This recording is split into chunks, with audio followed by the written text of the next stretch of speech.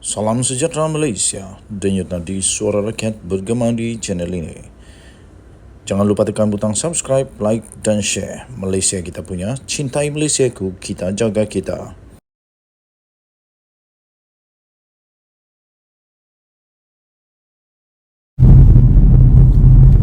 Salam sejahtera Malaysia, denyut nadi suara rakyat bergema di channel ini.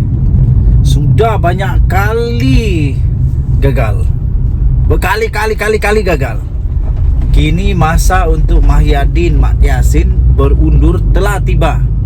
Itu kalau dia sedarlah.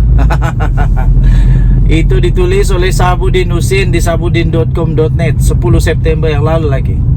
Satu perkara yang tidak boleh dinafikan, berikutan kekalahan PN di dalam 2 PRK di Johor pada semalam ialah bertambahnya lagi koleksi kegagalan Mahyadin Mat Yassin selaku ketua gabungan tersebut. Meskipun ada cubaan untuk menutup malu, kononnya kekalahan itu adalah kekalahan bermaruah lantaran undi PN yang bertambah, manakala undi PH pula berkurangan. Tetapi dalam apa juga perlawanan di dunia ini, apapun perlawanan di dunia ini, kalah tetap kalah. Kalah tetap kalah. Walaupun dengan perbezaan satu undi je pun, kalah tetap kalah. Dengan itu tiada hukum untuk memaruahkan kekalahan PN itu dengan apa juga selimut yang semata-mata untuk menutup kegagalan yang makin bertimpa. Kegagalan pertama Mahyadin Mat Yassin ialah apabila beliau gagal membawa PN untuk memenangi PRU 15 yang lalu, di mana gabungan itu hanya mampu memperolehi 74 kerusi parlimen berbanding PH yang sebanyak 82 kerusi. Kegagalan dalam PRU 15 itu pula disusuli pula dengan kegagalan kedua, iaitu gagal menubuhkan kerajaan melalui cubaan untuk mengumpul akuan bersumpah SD, termasuk dengan cuba untuk mencuri sokongan sejumlah kecil ahli parlimen daripada Barisan Nasional, pun gagal juga. Hakikatnya kegagalan itu lebih menyerlahkan lagi. Kerakusan Mahyadin Yassin untuk berkuasa tanpa beliau menyedari di bawah undang-undang anti lompat parti yang telah pun diluluskan di parlimen, SD secara peribadi oleh mana-mana ahli parlimen sudah tidak terpakai lagi. Pokoknya macam mana Mahyadin nak jadi Perdana Menteri buat kali kedua jika undang-undang dalam negara pun gagal difahaminya? Kemudian apabila yang di Pertuan Agong memanggil semua ketua parti untuk menubuhkan kerajaan perpaduan, disebabkan tiada mana-mana pihak yang beroleh majoriti secara sendirian, Mahyadin dengan sombong dan ego menolak titah murni daripada baginda itu. Berikutan enggan menyertai menyertai kerajaan perpaduan dan semua parti yang lain pula setuju, maka temenjadilah PN sebagai pembangkang.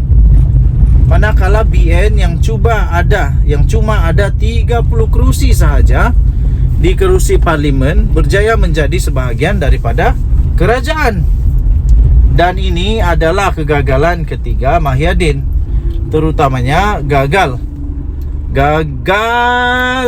menyekat UMNO daripada menjadi kerajaan adalah tamparan paling pedih yang dirasai oleh PN hinggalah sekarang. Seorang pemimpin bersatu pernah berkata, jika bukan Mahyadin mengetuai PN ketika itu, kemungkinan besar hari ini PN adalah sebagian daripada kerajaan perpaduan sebagaimana yang telah dititahkan oleh Agong. Artinya kegagalan PN menjadi kerajaan selepas PRU 15 yang lalu, sebagian besar penyebabnya, kalaupun tidak semua, terletak pada diri dan keegoan Mahyadin selaku pengurusi PN. Kegagalan keempat Mahyadin adalah apabila beliau bercita-cita besar mau menjadikan PRN di 6 negeri baru-baru ini sebagai referendum untuk menolak Anwar Ibrahim sebagai Perdana Menteri. Apa yang terselah kemudiannya, keputusan PRN itu bukan saja membuatkan PHBN berjaya mempertahankan 3 negeri yang sedia dikuasainya, yaitu Selangor, Pulau Pinang dan Negeri Sembilan. Bahkan undi popular PN kurang daripada 17,000 berbanding yang diperoleh oleh PHBN. Siapa yang kalah referendum akhirnya? Kegagalan kelima Mahyadin adalah kerana gagal menunjukkan teladan yang baik dalam kes menantunya Adlan Berhan yang didapati melarikan diri ke luar negara dan kini telah diletakkan dalam notis merah serta menjadi buruan Interpol. Adlan melarikan diri ke luar negara dipercaya untuk mengelak siasatan SPRM terhadapnya, dan sebagai pemimpin utama blok pembangkang, Mahyadin seharusnya menunjukkan teladan yang baik dengan membantu pihak berkuasa sama ada meminta menantunya segera pulang atau memberi maklumat di mana keberadaan menantunya itu. Memberi jawapan no comment ketika ditanya sebelum ini bukan petunjuk sikap yang bertanggungjawab beliau sebagai seorang pemimpin.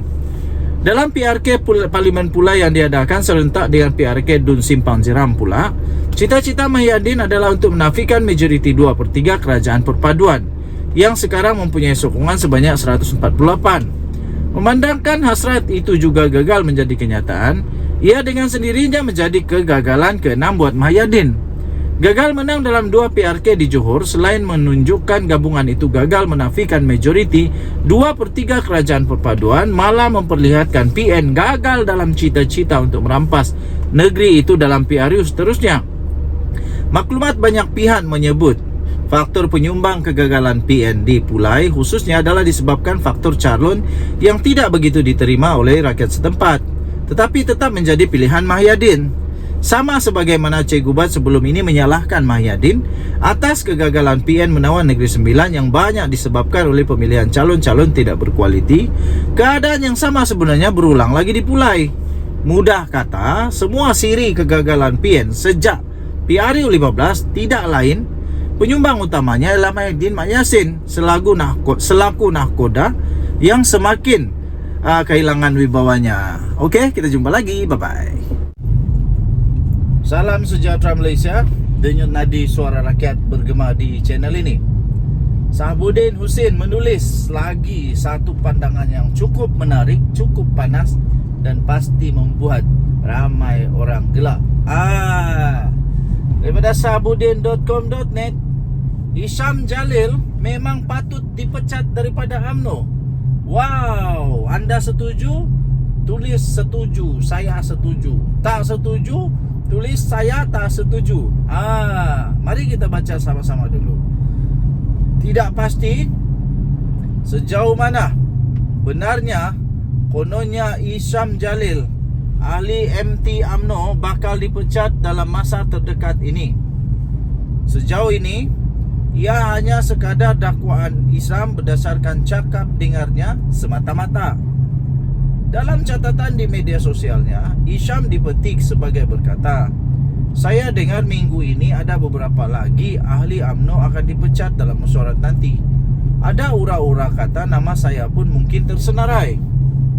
Berdasarkan catatannya itu, segala kemungkinan beliau dipecat daripada UMNO itu tidak lebih daripada satu andaian sahaja. Begitupun sebagai ahli MT UMNO, tindakan beliau yang menyanggah keputusan parti berkenaan hubungan dengan PH yang ada DAP di dalamnya adalah suatu keterlanjuran yang serius. Hisham sepatutnya membangkitkan perkara itu dalam mesyuarat MT UMNO. Dalam hal ini tidak diketahui sama ada beliau pernah membangkitkannya ataupun tidak di dalam mesyuarat MT UMNO. Kiranya beliau pernah membangkitkan dan dia ditolak secara majoriti oleh MT UMNO, beliau perlu akur dengan keputusan tersebut kerana itulah hukum demokrasi dalam berorganisasi di mana keputusan majoriti hendaklah dihormati serta diakuri. Jika terus tidak bersetuju juga adalah tidak wajar terus menceceh secara terbuka. Pilihan seterusnya, jika tidak setuju dengan keputusan majoriti, ialah meletak jawatan sebagai ahli MT. Kenapa tak letak jawatan? Letak jawatannya lah kalau berani. Pun begitu, jika Hisham tidak pernah membangkitkan isu hubungan UMNO dengan PH, khususnya dengan DAP di dalam mesyuarat MT parti, sebaliknya hanya berani bercakap di luar melalui saluran media sosialnya sendiri, Ini bermakna beliau memang secara sengaja mengundang surat pemecatan hadir ke pintu rumahnya. Lagi pula, keputusan UMNO bekerjasama dengan PH telah lama dibuat, iaitu pada November 2022. Sebaik saja berakhirnya PRU 15 yang lalu. Apakah ketika itu Hisham ada membuat bantahan? Bukankah waktu itu beliau merupakan ketua penerangan UMNO? Kenapa tidak letak jawatan dalam jawatan lantikan presiden itu jika tidak setuju dengan hala tuju baru UMNO sejak awal lagi? Oleh kerana Hisham turut bertanding menawarkan diri untuk mengisi salah satu kerusi MT dalam pemilihan UMNO kemudiannya, iaitu pada Mac 2023, pemahaman paling mudah ialah beliau dianggap bersetuju dengan hala tuju UMNO ketika itu yang sudah pun menjalin kerjasama dengan PH. Soal pokoknya di sini, kenapa baru sekarang beliau mau bersuara menyanggah? Apakah Hisham ada terkecil hati kerana UMNO tidak memilihnya sebagai calon dalam PRN negeri Selangor baru-baru ini?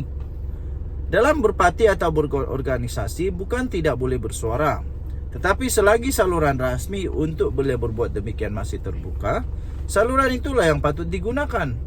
Tak tahulah, mungkin Hisham sengaja mengetepikan saluran rasmi itu, sebaliknya memilih saluran terbuka agar beliau boleh dipecat oleh UMNO. Tidak mustahil. Tidak mustahil juga tindakannya itu mendedahkan berkenaan cakap dengan pemecatannya itu dengan tujuan agar beliau lebih cepat untuk diambil tindakan, iaitu dipecat. Jika begitu, beliau memang patut dipecat dan Zahid Hamidi tidak harus berfikir dua kali lagi. Lagi disimpan entah apa-apa lagi onarnya selepas ini. Sedangkan UMNO perlu bersatu hati untuk berdepan musuh politik utamanya, bersatu dan pas dalam banyak lagi cabaran perjuangan yang lebih gentir di masa hadapan. Ditulis oleh Sabuddin Husin, 12 September 2023. Kita jumpa lagi, bye-bye.